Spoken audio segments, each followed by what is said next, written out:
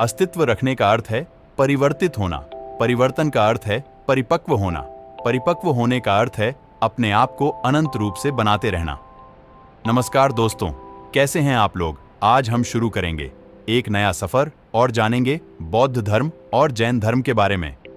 आखिर कब आया जैन धर्म और बौद्ध धर्म, और क्या है इसका अस्तित्व? बने रहिए हमारे साथ।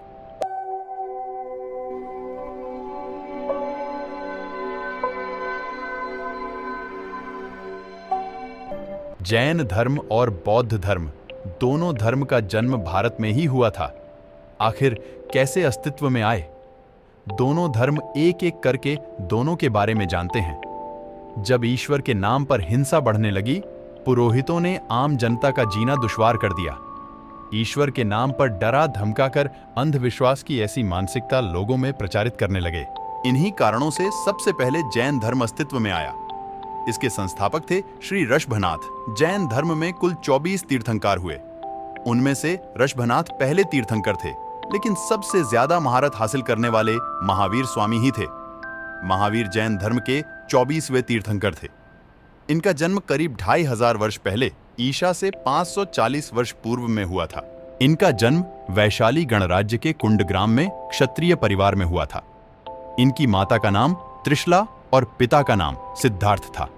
उनके बचपन का नाम वर्धमान था। 30 वर्ष की आयु में महावीर ने संसार से विरक्त होकर राज वैभव त्याग दिया और संन्यास धारण कर आत्मकल्याण के पथ पर निकल गए। जैन धर्म का उद्देश्य बौद्ध धर्म से काफी मिलता जुलता है। जैन धर्म एक प्राचीन धर्म है जो उस दर्शन में निहित है जो सभी जीवित प्राणियों को अनुशासित अहिंसा के माध्यम से मुक्ति का मार्ग एवं आध्यात्मिक शुद्धता और आत्मज्ञान का मार्ग सिखाता है। जैन धर्म के अनुयायियों को 5 महाव्रत का उपदेश दिया गया। इन 5 महाव्रतों में से प्रथम 4 महाव्रतों का प्रतिपादन पारसनाथ ने किया। इसके अलावा महावीर ने 5 महाव्रत ब्रह्मचर्य का प्रतिपादन किया।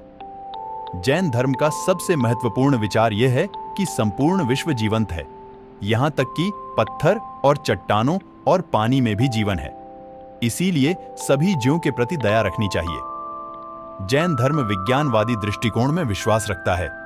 इस धर्म में सभी प्राणियों को समान माना गया है। अब बात करते हैं बौद्ध धर्म की। दुनिया का तीसरा सबसे बड़ा धर्म है। बौद्ध धर्म का अस्तित्व 573 ईसा पूर्व मानी जाती है। इसके संस्थापक तथागत गौतम बुद्ध थे। बौद्ध परंपरा के अनुसार गौतम का जन्म लुम्बिनी में हुआ था, जो अब आधुनिक नेपाल में है, और उनका पालन पोषण कपिलवस्तु में हुआ। इनके पिता का नाम शुद्धोदन था और उनके माता का नाम माया था। बुद्ध के बचपन का नाम सिद्धार्थ था। एक बार सिद्धार्थ अपने राजधानी में घूम रहे थे। अपने सारथी चन्ना के साथ उन्होंने एक बूढ़े व्यक्ति को देखा जो काफी बीमार लग रहा था।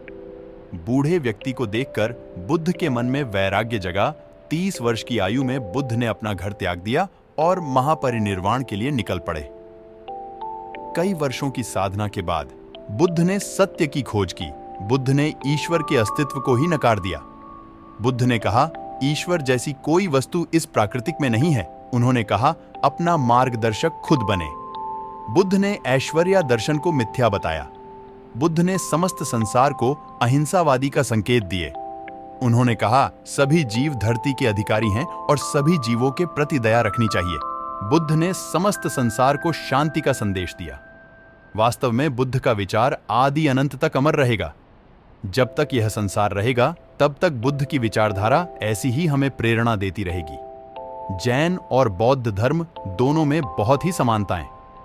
दोनों ने हिंदू धर्म की कुछ बुराइयों को खत्म करने का काम किया है। दोनों ही अपने अपने समय में महान रहे।